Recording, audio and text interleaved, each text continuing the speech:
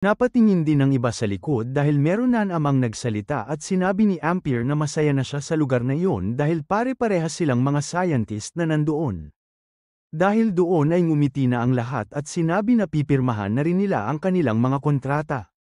Habang pumipirma na ang lahat ay masaya lang nakatingin sa kanila ang ating bida habang iniisip kung ano ang susunod na gagawin. Nagulat naman ito nung bigla na lang tumabi sa kanya si Tesla at tinanong kung pwede ba nilang makita ang microscopic world na ginawa nila. Napangiti na lang doon si Lee at sinabi sa kanya na pare-parehas talaga ang mga ugali ng mga scientists. Bumalik naman muna ulit ang ating storya sa mansyon ng Rong family dahil merong napapansin ng elder nito sa kanyang cellphone na galing sa Eternal Club. Kinuha niya ito sa kanyang bulsa dahil bigla na lang itong tumunog ng tumunog. Nung tinignan niya kung ano ang nangyayari ay nakita nito na sunod-sunod ang sumasali sa kanilang group. Pagkapasok doon ni Mr. Kung ay tinanong agad siya nito kung ilan na ang nakasali doon.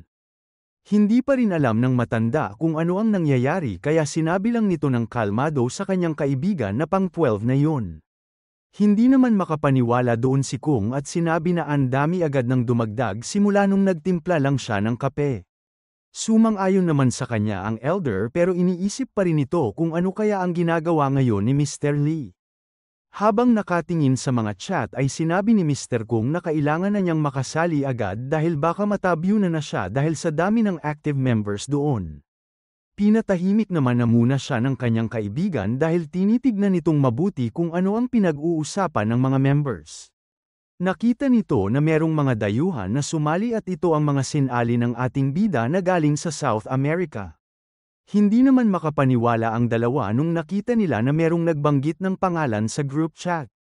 Naisip naman agad ni Mr. Kung na ang ana na yun kaya ang dumating sa kanilang bansa na isang maimpluwensyang babae na laging nasa karagatan. Sinabi naman sa kanya ni Elder Rong na posibleng tama ang kanyang iniisip. Pinaliwanag nito sa kanyang kaibigan na walang nakakaalam sa mga identity ng 128 na members doon at ang kilala lang niya ay si Zhang Sai pero kahit siya daw ay nasa mahigit 100 na ang number sa group chat. Kung ganun ay tinanong ni Kung kung ilang taon na kaya ang ana na yun at saang panahon siya nanggaling para magkaroon ng number na 89. Sasagat pa lang sana sa kanya ang elder pero bigla na lang itong natigil dahil sa kanyang nakita. Merong announcement sa kanilang chat para sa dalawang misyon at ang kailangan lang nilang gawin ay sunduin ang mga bisita ng ating bida na darating sa Celestial Empire at meron itong reward na tig 400 points. Binaba naman agad ng matanda ang kanyang cellphone at masayang sinabi na binibigyan sila ni Mr. Lee ng libreng koneksyon sa mga taong yun sa pamamagitan ng misyon na yun. Hindi daw niya sasayangin ang pagkakataong yun kaya siya daw ang kailangang mauna sa paggawa nito. Pagdating ng araw ng misyon ay makikita natin na lumipat na ang ating storya sa airport sa kanilang lugar. Nagtaka ang mga tao na nandoon dahil ang akala nila ay meron artista dahil sa dami ng kotseng dumadating. Sa loob ng kanilang kotse, sinasabi ni Elder Rong sa kanyang pamangkin na bihira lang dumating ang oportunidad na makilala ang mga taong yun kaya hindi daw sila pwedeng pumalpak. Kaya, tinanong nito si G kung maayos na ba ang security na kanilang kinuha para sa misyong yun. Masaya namang sinabi sa kanya ng lalaki na kinuha niya ang pinakamagaling na bodyguard service sa kanilang bansa kaya makakaasa daw siya na walang mangyayaring masama. Dahil doon ay masayang sinabi ni Elder Rong na panatag daw talaga siya pag ang kanyang pamangkin ang gumagawa ng mga bagay-bagay. Bigla namang nagring ang telepono ng lalaki kaya sinagot niya ito agad at tinanong kung ayos lang ba ang lahat sa kanilang posisyon. Nagulat naman si Mr. Rong nung narinig niyang sinabi ng kanyang pamangkin na merong umagaw sa kanila na VIP customer. Galit naman itong tinanong sa kanyang kausap na sino naman ang may lakas ng loob para agawan ng Rong family.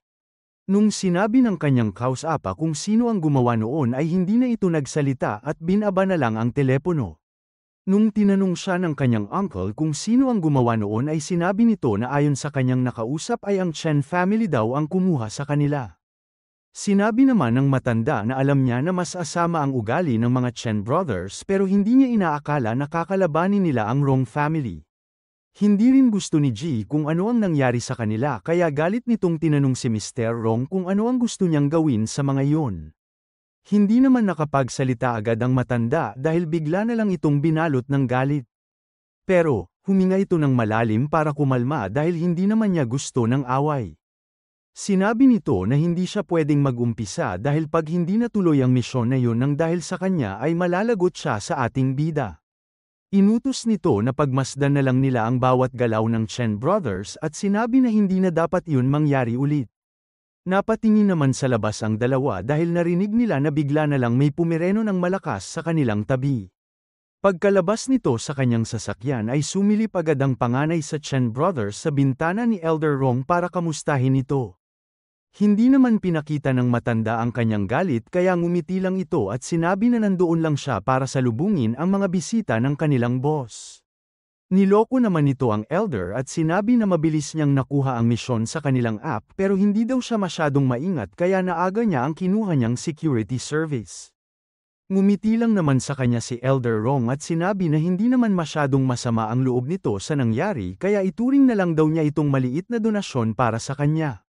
Sisigat pa sana sa kanya ang lalaki pero natigil na ang usapan ng mga ito nung narinig nila na nandoon na ang kanilang hinihintay. Isa-isang lumabas ang mga ito sa pintuan at napansin agad ng mga Rong na parang merong kakaiba. Kaya, binulong ni Ji sa kanyang uncle kung sila ba talaga ang kanilang hinihintay dahil parang masyado naman ata silang mga bata. Sinabi naman ng matanda na si Mr. Lee ang kanilang pinag-uusapan kaya wag na daw siyang magreklamo at gawin na lang ang kailangan niyang gawin. Natigil naman ito sa kanyang sinasabi nung nakita niya si Mr. Yu at inisip nito na parang nakita na daw niya ito nung bata pa siya. Inisip din nito na kung siya nga talaga ang lalaking iyon ay merong kakaibang nangyayari. Hindi lang daw siya binigyan ng oras ni Mr. Lee dahil posible din na binalik niya dito ang kanyang kabataan. Habang nakatingin kay Yu ay inisip nito na pwede din kayang mangyari sa kanya yun pag nakarami na siya ng points. Nung nagkatinginan ng dalawa ay nakilala din agad siya ni Mr. Yu kaya tinanong nito kung naaalala ba siya nito. Lumapit ito sa matanda para makita siya nito ng maayos at doon na binanggit ni Mr. Rong ang pangalang Boss Yu Zhang. Bigla namang natawa ng malakas ang lalaki at sinabi na matatalas daw talaga ang memorya ng mga Rong. Dahil hindi alam ng matanda kung ano ang sasabihin ay tinanong na lang nito kung pwede ba niyang malaman kung ilang taon na siya. Napangiti naman si Yu at sinabi na nakuha lang naman niya yun lahat kay Mr. Lee at dahil sa tagal na niyang nabubuhay ay nakalimutan na daw niya ito. Hindi naman alam ng elder kung ano ang isasagot kaya inisip na lang nito na malayong malayo talaga ang agwat niya sa mga ito.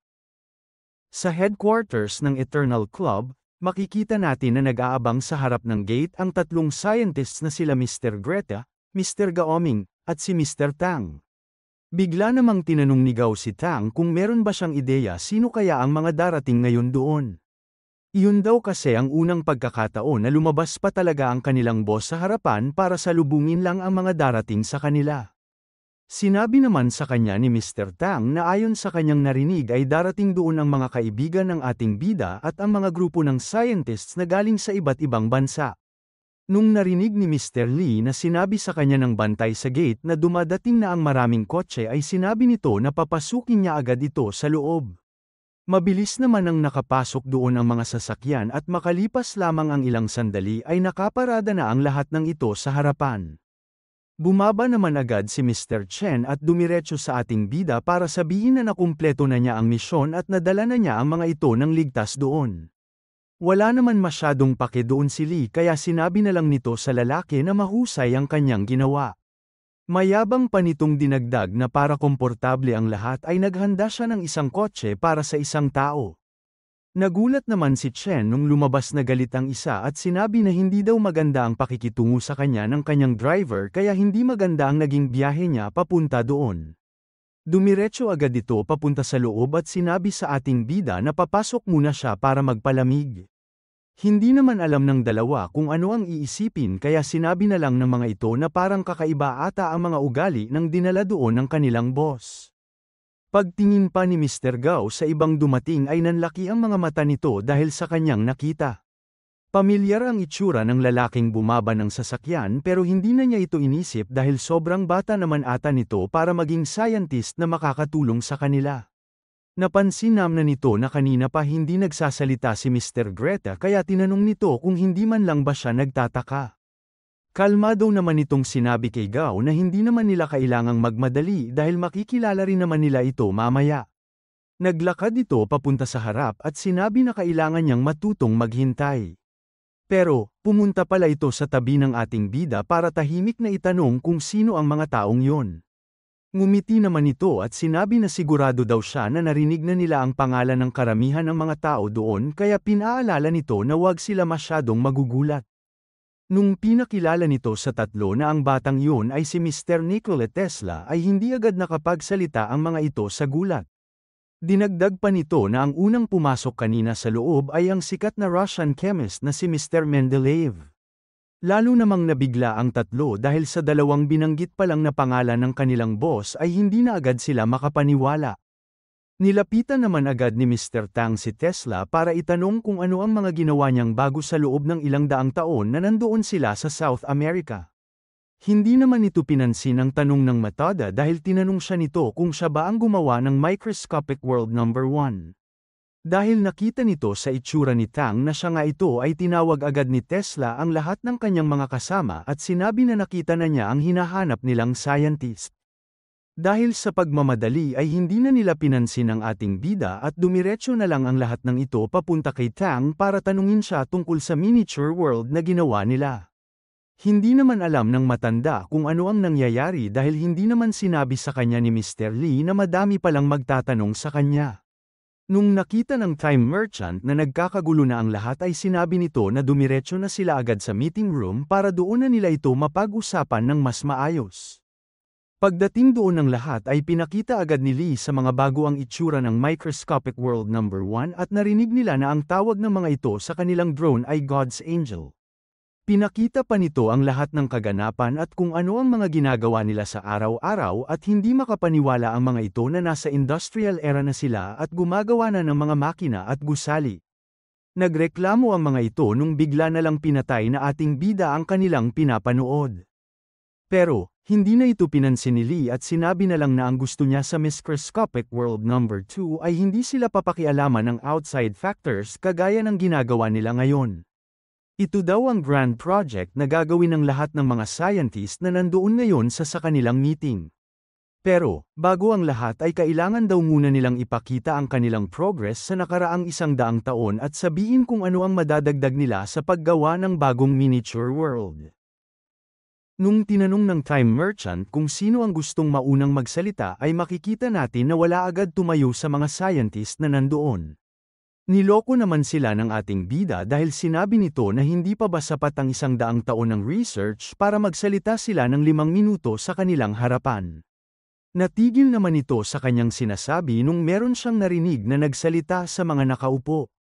Napatingin ang lahat kay Mendeleev dahil sinabi nito na nung kailan lang nila narinig ang microscopic world at nung nakita na nila ito sa personal ay nakakagulat daw talaga kung paano nila ito ginawa.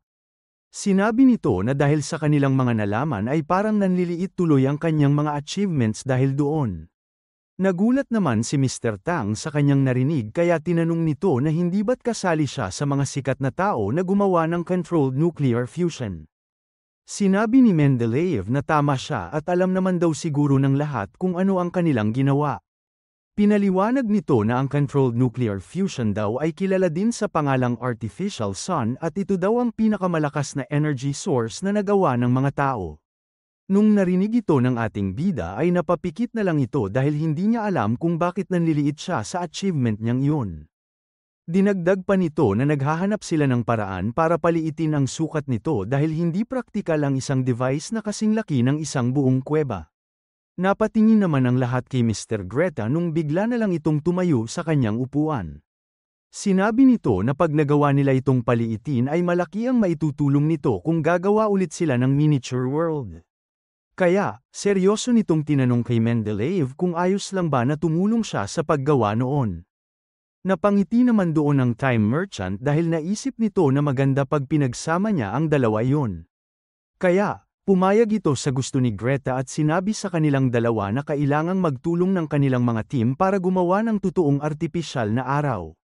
Sinabi ni Lee na ang una kasi nilang microscopic world ay isang malaking patag na lupa lamang at hindi talaga ito matatawag na totoong mundo. Kaya, pag nagawa nila ang artipisyal na araw na yon ay pwede daw siguro silang gumawa ng isang buong universe at ito ang ilalagay nila sa gitna.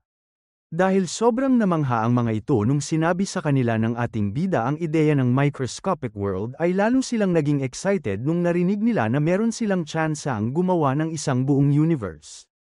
Tumayo na rin si Mr. Ampere at sinabi na dahil nasa posibilidad na rin naman sila na ganon ay pwede na daw siguro nitong sabihin sa lahat ang ginagawa niyang artificial gravity system.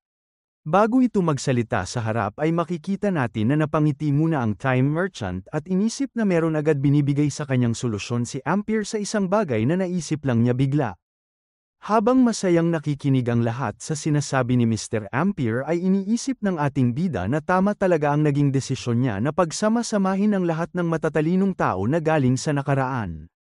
Ang Eternal Club lang daw ang may ganong klaseng talento kaya sigurado na siya na hindi na sila mapapantayan ng kahit na anong organisasyon.